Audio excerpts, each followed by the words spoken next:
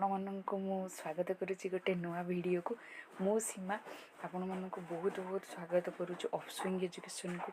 आज जो मैंने आमर बीएड करुँच जो मैंने सेकेंड सेमेस्टर देते बा दे सारी से मानक किसी गोटे अपडेट रही जोटा कि आमर OSSTET को लेकिन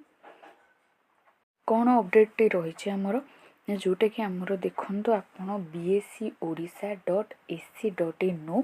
आपण कौन करें ना बोनाफाइड सर्टिफिकेट आपण डाउनलोड मारी पारे। जदि आपण डाउनलोड मारी पारु नाहंती आपण पाखे समय नाही ताहले आप डायरेक्ट कौन करंतु टेलीग्राम आपण डाउनलोड करंतु एवं टेलीग्राम रे सर्च करंतु ऑफस्विंग एजुकेशन से आपण को रिसेंट फाइल रे मिली जिवो आमर फॉर्मेट ऑफ कंटीन्यूअस सर्टिफिकेट। तो आपण ताको किछि करबा दरकार नै आपण ता सहित कि आपण सर्टिफिकेट को डाउनलोड करके आपण ताको प्रिंट करिवे कि कोन करिवे से सब किछि दरकार नै। आपण को कोन करबा को पड़िबो ना फॉर्मेट टी देखंतु आउ ए फॉर्मेट टी जो माने बे आंध्र बीएड करछते ए फॉर्मेट टी रखिबे एवं आपण को एजेंट को आपण सेटा फॉरवर्ड करिवे बा एजेंट को सहित आपण कांटेक्ट करिवे ता सहित कथा हे कि आपण कोन करि परिबे ना एई भली गोटिए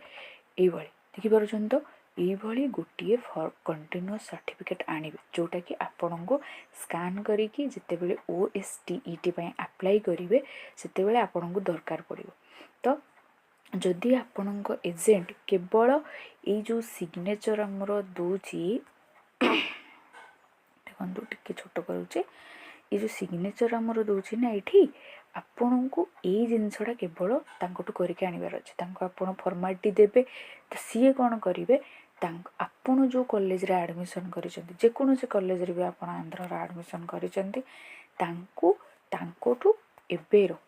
2024 रो सील माने सिग्नेचर पड़िथिबो प्रिंसिपल कर आ डेट पड़िथिबो 2024 रो आ सीलटा जो कॉलेज रे आपण एडमिशन करिसेंती आपण को बोनाफाइड सर्टिफिकेट तो मिलथिबो ना जतबेला आपण एडमिशन करिथिबे एजेंट को थ्रू रे तो आपण जो कॉलेज रे एडमिशन करिसेंती सेही कॉलेज रो स्टैम्प टी एवं से कॉलेज रो प्रिंसिपल का सिग्नेचर विथ रिसेंट डेट माने आपण एबे एडमिशन पय एबे अप्लाई करिवे ना OSTET पय तो सेही रिसेंट डेट आपणकर दरकार बुझि परछन ना बुझि परना तापर आपण जदि केवल भी ए सब किछि ए ऊपर गुड़िक ए गुड़िक किछि लिखाई नथिबो किंतु एटा थिबो जदि भी आपण को एजेंट स्कैन करके पठाउचंती ए गुड़िक किछि न थाउ आपण भूली जानते कि गुड़िक किछि लिखाई नि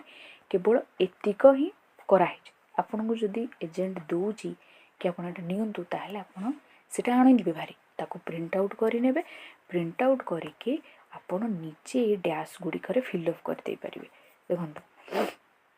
एटा तो एग्जांपलटा एठी देखंतु सील कर देइचंती आपनकर मन कर से सील आपन को दे देइचंती तापर आपनकर कर परिबे ऑफिस ऑफ द डैश आपनकर कॉलेज नेमटा लिखिबे कि dash college of education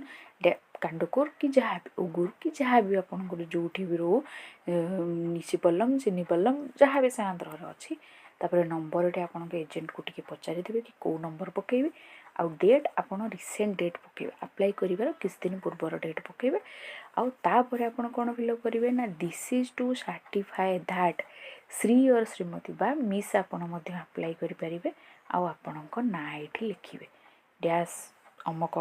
dash dash कि मनकर Shyam Sundar dash is a bona fide student of institution who has taken admission on admission date पकेबे आपन जो डेट रे करिसंते एडमिशन से डेटा आपनकर एठी आपन पके परिबे। जेमिति मु देखंतु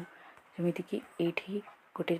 पिलार पड़िछि 1/2/2022 से 2022 रे देथिले तो तांकर 2022 रे पड़िछि तो आपन मनकर 2024 रे एडमिशन करिसंती कि 2023 रे एडमिशन करिसंती आपन के एजेंट को थ्रू रे टिके कंसल्ट नै जिवे बोनाफाइड सर्टिफिकेट रो होय तो पड़ी थाई पारे तथापि भी आपन एजेंट थ्रू रे कंसल्ट करि देबे टिके कि सर मो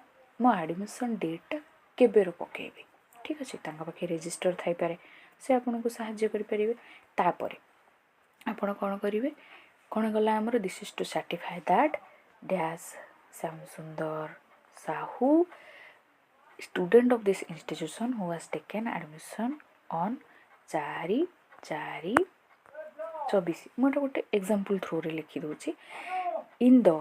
देखंतु एट लिखा हिची इन द ଡ୍ୟାସ୍ କୋର୍ସ ଏଠି ଆପଣ ଲେଖିପାରିବେ B.Ed ଆପଣଙ୍କର 2024 ବି ଲେଖିପାରିବେ 2024ରୁ 2026 course and in the final year of training course or is appearing have appeared in the training examination published as the publication advertisement of the Osstet 2024 first ଏଭଳିଆ କିଛି ଆପଣଙ୍କର ଫର୍ମାଟ୍ଟା ରହିବା କଥା। ଫର୍ମାଟ୍ରେ ମଧ୍ୟ 2022 ଦେଇଛି BSc ଓଡ଼ିଶାର। ତ ଆପଣ ଆପ୍ଲାଏ କରିବା ପୂର୍ବରୁ ଥରେ ଚେକ୍ କରିନିଅନ୍ତୁ ବା ଥରେ ପଚାରି ଦିଅନ୍ତୁ। BSc ଓଡ଼ିଶାର ଯେଉଁ ହେଲ୍ପଲାଇନ୍ ଅଛି ଆପଣ ସେଇଠି ଥରେ ପଚାରି ଦିଅନ୍ତୁ ବା କନସଲ୍ଟ କରିନିଅନ୍ତୁ କି ଏଇଟା 2022 କରିବାକୁ ପଡ଼ିବ 2024 କରିବାକୁ ପଡ଼ିବ 2000 ଏଭଳିଆ କିଛି। ତ ସେଇଟା ଆପଣ ଏଜେଣ୍ଟଙ୍କ ଥ୍ରୁରେ କନସଲ୍ଟ କରିପାରିବେ। ଠିକ୍ ଅଛି କି ସେ ମଧ୍ୟ ଏଇ ଫର୍ମାଟ୍ଟା 2024 କରିକି ମଧ୍ୟ ଦେଇହେବ। ସେ ଯଦି ଦେଇପାରିବେ ତ ଆପଣଙ୍କ ଆହୁରି ବଢ଼ିଆ କଥା। କିନ୍ତୁ ଏଇ ଜିନିଷକୁ ଭେରିଫାଏ କରିଲା ପରେ ହିଁ ଭଲସେ ଆପଣ ଓଷ୍ଟେଟ୍ ଆପ୍ଲାଏ କରନ୍ତୁ। ବୁଝିପାରିଲେ ନା? ଠିକ୍ ଅଛି, ଏତିକି ଥିଲା ଆଜିର ଭିଡ଼ିଓରେ ଆପଣମାନଙ୍କ ପାଇଁ। ଓଷ୍ଟେଟ୍ ଆପ୍ଲାଏ ଯେଉଁମାନେ ବି କରୁଛନ୍ତି ଏସବୁ ଜିନିଷର ଟିକେ ଜିନିଷର ଧ୍ୟାନ ଦେଇକି ନିହାତି ଭାବେ ଆପ୍ଲାଏ କରନ୍ତୁ। ଯାହାଦ୍ୱାରା ଆଉ ପଢ଼ାପଢ଼ି ମଧ୍ୟ ଭଲସେ କରନ୍ତୁ।